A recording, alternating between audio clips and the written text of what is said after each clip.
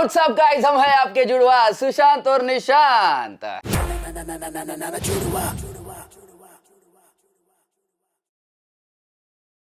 नमस्ते, सत श्री अकाल, अस्सलाम वालेकुम, नमो बुद्धाय। तो गाइस फाइनली ध्रुव राठी की तरफ से कल ही वीडियो आ गया था। कल ही 20 घंटे पहले आएगा है जब हम लोग रिव्यू कर रहे हैं। रिव्यू मतलब देख रहे हैं। तो गाइस मिशन स्वराज एक्सेप्टेड, तो किसने किसने एक्सेप्ट किया है वो देखना पड़ेगा। इसके ऊपर क्या बात की है वो देखते हैं। तो ज्यादा बात न करते हुए सीधा वीडियो पे आते हैं। आपका काम ये है कि नया हो तो चैनल को सब्सक्राइब जरूर करना और इंस्टाग्राम में जरूर फॉलो करना। ऐसे ही प्यार रखो, ऐसे ही सपोर्ट रखो, ऐसे ही सजेशन देते रहो। लाजिम।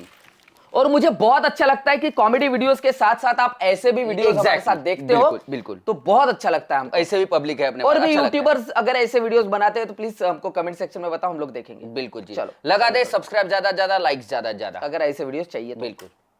नमस्कार दोस्तों, देश के इतिहास में शायद पहली बार ऐसा हुआ है कि जनता की डिमांड्स को स्वीकार करने के लिए पॉलिटिशियंस की लाइन लग गई हो। बिल्कुल। वो भी तब जब इन डिमांड्स को एक यूट्यूबर ने उठाया। पिछले वीडियो में दोस्तों महाराष्ट्र और देश में बिगड़ते हालातों को देखकर हमने लॉन्च किया मिशन स्वराज। छत्रपति शिवाजी महाराज के आदर्शों पर आधारित मैंने डिटेल में बात करी महाराष्ट्र में समस्याओं के ऊपर और उनका एग्जैक्टली क्या सॉल्यूशन है, और इसके आधार पर नेताओं के सामने 7 डिमांड्स रखी। ओपन चैलेंज दिया सभी पॉलिटिकल पार्टीज को, इन डिमांड्स को एक्सेप्ट करो और ऑफर दिया जाता है। अगर आप इसे स्वीकार करोगे तो हम अपनी तरफ से कंडीशनल सपोर्ट देंगे और आपको हाईलाइट करेंगे। और दोस्तों एक नहीं दो नहीं बल्कि बड़ी लंबी लिस्ट है इन पॉलिटिकल पार्टीज की और नेताओं की जिन्होंने इस चैलेंज को स्वीकार किया। उद्धव ठाकरे की शिवसेना, इसी पार्टी के नेता आदित्य ठाकरे, कांग्रेस नेता और तेयोसा कॉन्स्टिट्यूएंसी से विधायक यशोमती ठाकुर, शरद पवार की एनसीपी के नेता रोहित पवार जो करजत जामखेड़ से विधायक, राज ठाकरे की पार्टी एमएनएस महाराष्ट्र नवनिर्माण सेना, समाजवादी पार्टी के नेता रईस शेख जो भिवंडी ईस्ट से विधायक हैं, इन्होंने तो पूरा वीडियो भी बनाया रिप्लाई में, शरद पवार की एनसीपी के नेता डॉक्टर अमोल कोले जो शिरूर लोकसभा से सांसद हैं, जो नॉर्मली छत्रपति शिवाजी बनते हैं उनके ही वजह से वो फेमस है। उनका कैरेक्टर उन्होंने एक कैरेक्टर निभाया था, तो उसमें वो छत्रपति शिवाजी बने थे और बहुत बढ़िया लुक दिखा, बहुत अच्छा। जो तो उनका ही नाम है डॉक्टर अमोल कोल्हे। बिल्कुल। शरद पवार की एनसीपी के नेता डॉक्टर अमोल कोले जो शिरूर लोकसभा से सांसद हैं, प्रहार जनशक्ति पार्टी के नेता ओम प्रकाश बाबा राव कड्डू जो अचलपुर सीट से विधायक हैं, और प्रकाश अंबेडकर की पार्टी वंचित बहुजन अगाड़ी ने भी ये ट्वीट किया। इन सभी का धन्यवाद कि जनता के प्रति ये इतने रिस्पॉन्सिव रहे। लेकिन एक सवाल अब मेरे मन में उठ रहा है, आपके मन में भी उठ रहा होगा कि क्या इनकी बातों पर भरोसा किया जा सकता है? क्या ये लोग अगर चुनाव जीतते हैं तो जीतने के बाद मुकर तो नहीं जाएंगे? आप में से बहुत से लोगों ने इसी को लेकर सजेशंस दी थी कि इन्हें अकाउंटेबल ठहराने के लिए हमारे पास एक डेडलाइन बेस्ड प्लान होना चाहिए कि एग्जैक्टली इन्हें क्या करना चाहिए, किस डेट तक करना चाहिए। इस मसले पर थोड़ी चर्चा करना चाहूंगा अब इस वीडियो में। लेकिन इस पर आगे बात करने से पहले मैं जरा उनका जिक्र करना चाहूंगा जिन्होंने इस चैलेंज को स्वीकार नहीं किया। महाराष्ट्र की सभी पार्टियों को, सभी नेताओं को खुला ऑफर दिया गया था, सभी के पास अपॉर्चुनिटी थी इसे एक्सेप्ट करने की। मैंने ये तक कहा था कि अगर पास्ट में मैंने किसी को क्रिटिसाइज किया उसे भुलाने को तैयार हूं मैं, लेकिन फिर भी बीजेपी, एकनाथ शिंदे की शिंदे सेना और अजित पवार की एनसीपी ने इस पर कोई रिस्पॉन्स नहीं दिया। मुझे बड़ा अफसोस हुआ यह देखकर कि महायुति अलायंस की एक भी मेन पार्टी को छत्रपति शिवाजी महाराज के आदर्शों वाला ये मिशन स्वराज रास नहीं आया। मैं इनके नेताओं से पूछना चाहूंगा कि मैंने क्या गलत बात करी, यही कि एक भी किसान की आत्महत्या से मौत ना हो, फार्मर सुसाइड्स के आंकड़े को 0 पर लाया जाए, हर एक किसान को साल में 15 लाख कमाने का मौका मिले। मैंने बात करी थी फ्री क्वालिटी एजुकेशन और हेल्थ केयर की, सफाई की, सबको शुद्ध हवा में सांस लेने का मौका मिल पाए, लोकल छोटे उद्योगों को प्रमोट करके सबको रोजगार की व्यवस्था मिले। लेकिन बीजेपी और उनके एलाइज को शायद ये जमा नहीं। इन सभी विषयों पर बीजेपी का मुंह बंद रहा। उल्टा उनके मुंह से ऐसी बातें निकली कि देखकर लगता है कि मुंह बंद रहना ही अच्छा है। अभी 2 दिन पहले एक खबर आई, उत्तर प्रदेश में झांसी के एक सरकारी अस्पताल में 10 नवजात शिशुओं की, न्यूबॉर्न बेबीज की आग में जलकर मौत हो गई। अरे बाप रे। एक शॉर्ट सर्किट और झटके में चली गई 10 बच्चों की जान। चारों तरफ चीख पुकार, ऐसा भयावह मंजर, परिजनों का रो रो कर बुरा हाल और बेबस लाचार उन मां का दुख। उत्तर प्रदेश के मुख्यमंत्री आदित्यनाथ ने मृतक बच्चों के परिवारों के लिए हमदर्दी व्यक्त की, 5-5 लाख रुपए के मुआवजे की घोषणा की और जांच के लिए 4 सदस्यों की टीम बैठा दी। लेकिन दिक्कत यह है कि यही तो होता है हर बार। कोई भी ऐसी ट्रेजेडी हो, थोड़ी हमदर्दी व्यक्त कर दो, कॉम्पनसेशन दे दो और जांच के लिए टीम बैठा दो। जो रूट कॉज है उसकी कभी बात मत करो। इस दुखद घटना की वजह साफ है दोस्तों। इंडियन एक्सप्रेस की इस रिपोर्ट को देखिए। महारानी लक्ष्मीबाई मेडिकल कॉलेज के इस नियोनेटल इंटेंसिव केयर यूनिट में कैपेसिटी थी 18 बच्चों की और इसमें एडमिट किए गए थे 49 बच्चे। इंडिया टुडे की रिपोर्ट में सोर्सेज के हवाले से बताया गया कि इलेक्ट्रिकल ओवरलोड की वजह से शायद शॉर्ट सर्किट हुआ हो, जिसकी वजह से ये आग लगी। एक सीनियर एडमिनिस्ट्रेटिव ऑफिशियल ने बताया कि उस वार्ड के सीसीटीवी फुटेज में दिखा कि इक्विपमेंट में इलेक्ट्रिकल स्पार्क हुआ और आग लग गई। एबीपी न्यूज की न्यूज रिपोर्ट बताती है कि आग ऑक्सीजन कॉन्सेंट्रेटर में लगी थी। सोनू और संजना का 11 दिन पहले बच्चा हुआ था। क्योंकि बच्चा प्री मैच्योर पैदा हुआ था, रेस्पिरेटरी इश्यूज के लिए उसका इलाज चल रहा था इस हॉस्पिटल में और फिर आग लगी और उनके बच्चे की मृत्यु हो गई। जलाऊं की संतोष देवी की मृत बच्चे की पहचान शनिवार को ही हो सकी। सोचिए कि किस तरीके से उस मां ने पूरी रात गुजारी होगी।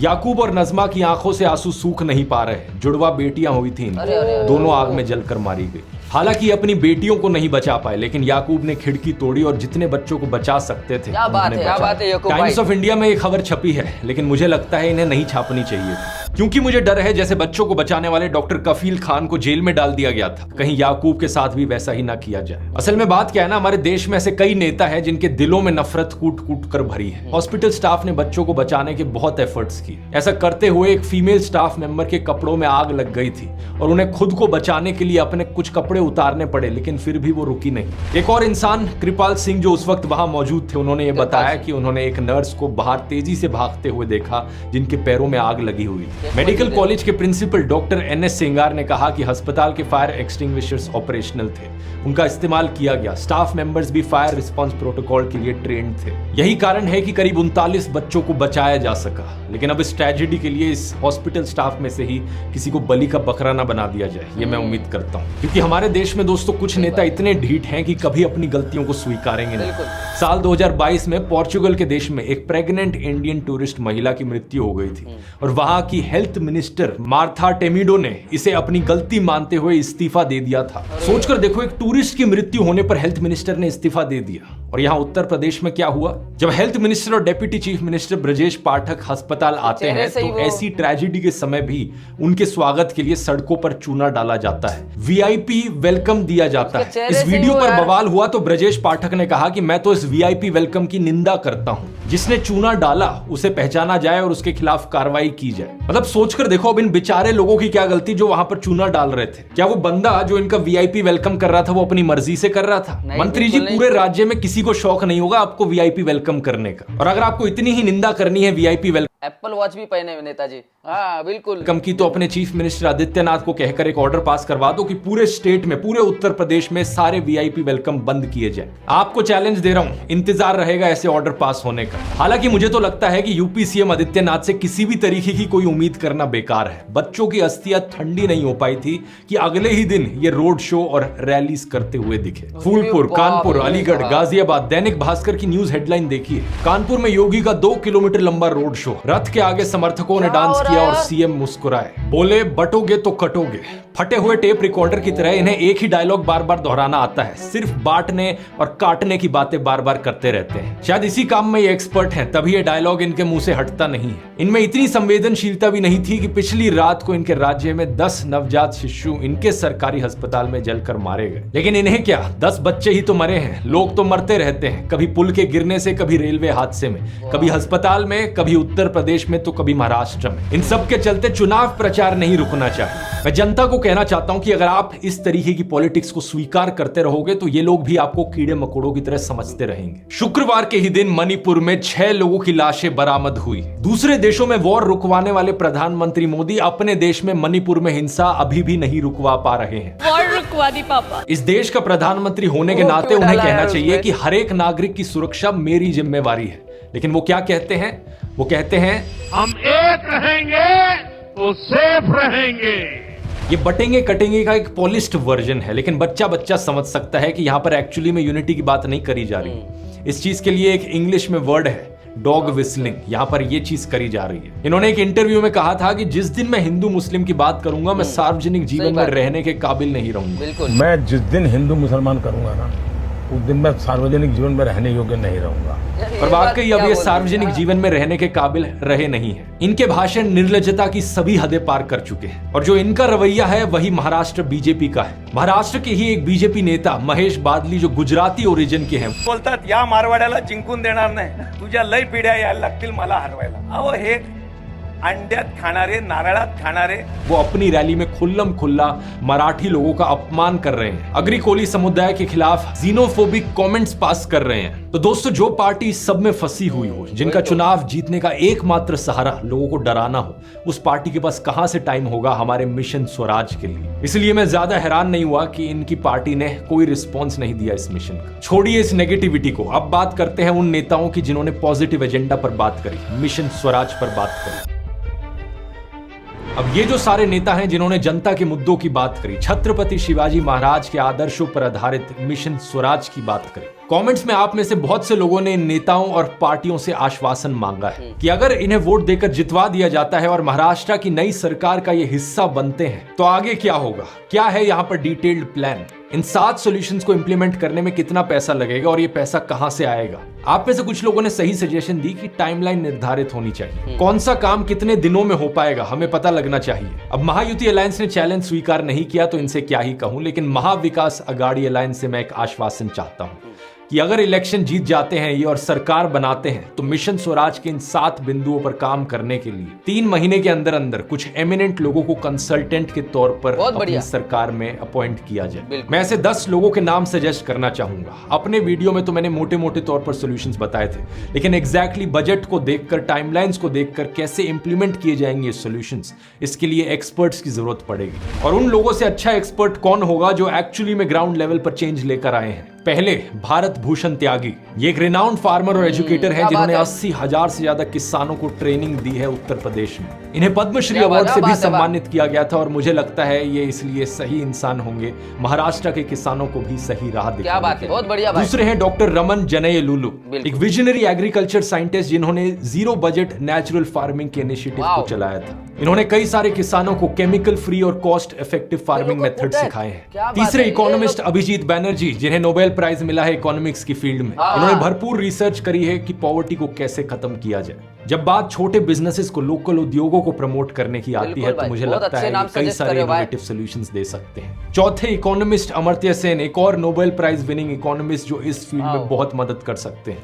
इनके ह्यूमन डेवलपमेंट की फील्ड में आइडियाज ने यूनाइटेड नेशंस तक पर गहरा प्रभाव डाला है। नंबर 5 स्वाति परातकर, ये है प्रेसिडेंट लिज्जत पापड़ की, एक बड़ी फेमस पापड़ बनाने वाली कोऑपरेटिव मराठी। इन्होंने एक बहुत बड़ा रोल निभाया है औरतों को एंटरप्रेन्योरशिप की फील्ड में लाने में। 45,000 से ज्यादा औरतें इनकी इस कोऑपरेटिव से जुड़ी हैं। तो अगर हमें इन बड़े बड़े अरबपतियों के द्वारा चलाई जा रही कंपनीज को प्रमोट करने की जगह छोटे बिजनेसेस को, कोऑपरेटिव्स को प्रमोट करना है तो ये सही एडवाइस दे सकती है। नंबर 6 सोनम वांगचुक, लद्दाख के फेमस इनोवेटर और एजुकेशन रिफॉर्मर। आज के दिन इनके बारे में हर कोई जानता है, इनका ज्यादा परिचय देने की जरूरत नहीं, बस इतना कहना चाहूंगा एजुकेशन की फील्ड में ये बहुत कंट्रीब्यूट कर सकते हैं महाराष्ट्र सरकार के लिए। नंबर 7 महेश चंद्र मेहता, एक बड़े ही मशहूर एनवायरमेंटल लॉयर एक्टिविस्ट। इन्होंने कई बेहतरीन एनवायरमेंटल कैंपेन्स चलाई हैं जिसका असर सीधा सुप्रीम कोर्ट की जजमेंट्स पर पड़ा है। इनकी मदद से हम ताजमहल को प्रोटेक्ट कर पाए, दिल्ली में CNG आ पाया। यही कारण कि इन्हें प्रेस्टिजियस रामोहन माग्सेसे अवार्ड से भी सम्मानित किया गया। नंबर 8 अफरोज शाह, इनकी बात मैंने पिछले वीडियो में करी थी। इन्होंने ऑलमोस्ट सिंगल हैंडेडली मुंबई में बीचेस को साफ कर दिखाया। अगर सफाई से रिलेटेड डिटेल्ड प्लान बनाना है महाराष्ट्र को पूरी तरीके से साफ सुथरा बनाने के लिए तो मुझे लगता है इनका कंट्रीब्यूशन जरूरी रहेगा। नंबर 9 श्याम सुंदर ज्ञानी, जो राजस्थान में फेमस रहे हैं 2.5 मिलियन से ज्यादा पेड़ उगाने के लिए। इन्होंने फेमिलियल फॉरेस्ट्री का कॉन्सेप्ट इंट्रोड्यूस किया था और 2019 में महात्मा गांधी जी के 150th बर्थडे पर राजस्थान में 150 से ज्यादा स्कूलों के बच्चों को ट्री प्लांटेशन ड्राइव में इन्वॉल्व करवाया। क्या बात है। नेचुरल इकोसिस्टम्स को कैसे रिस्टोर किया जाए उसके लिए ये कॉन्क्रीट प्लान बनाने के लिए सही आदमी होंगे। इन्हें यूनाइटेड नेशंस के द्वारा 2021 में लैंड फॉर लाइफ अवार्ड भी दिया गया। और फाइनली नंबर 10 मेरी आखिरी सजेशन अभी के लिए पोपट राव पवार, जिसकी बात फिर से मैंने पिछले वीडियो में करी। एक विजनरी लीडर जिन्होंने अपने पूरे गांव को ट्रांसफॉर्म कर दिया, करोड़पतियों का गांव बना दिया। एग्जैक्टली वाटर कंजर्वेशन और क्रॉप डाइवर्सिफिकेशन जैसी टेक्निक्स को कैसे महाराष्ट्र वाइड पूरे स्टेट में प्रमोट किया जाए, इनसे बढ़िया कौन बेटर कंट्रीब्यूशन देगा इस चीज में। अगर एक आत्मनिर्भर गांव बन जाएगा तो एक बलशाली भारत बन जाएगा। और बापू का सपनों वाला एक बलशाली भारत निर्माण करेंगे, यही बात रखकर मैं अपनी बात खत्म करता हूं। तो ये 10 लोगों की सजेशन है मेरी तरफ से एक शुरुआती कदम के तौर पर 3 महीने के अंदर अंदर जैसे ही नई सरकार बनेगी महाराष्ट्र में, इन लोगों को अप्रोच किया जाए और अगर ये सहमत हो तो इन्हें कंसल्टेंट के तौर पर सरकार में अपॉइंट किया जाए। इन लोगों की मदद से महाराष्ट्र की नई सरकार 6 महीने के अंदर अंदर एक डिटेल्ड एक्शन प्लान बनाए और जब वो तैयार हो तो जनता के सामने रखा जाए और मैं भी उसे पब्लिसाइज करने में मदद करूंगा। मुझे उम्मीद है अगर महाविकास आघाड़ी की सरकार बनती है इलेक्शंस के बाद तो वो इसको लेकर आश्वासन देंगे। मैं और मेरे साथ महाराष्ट्र की जनता इंतजार करेंगे।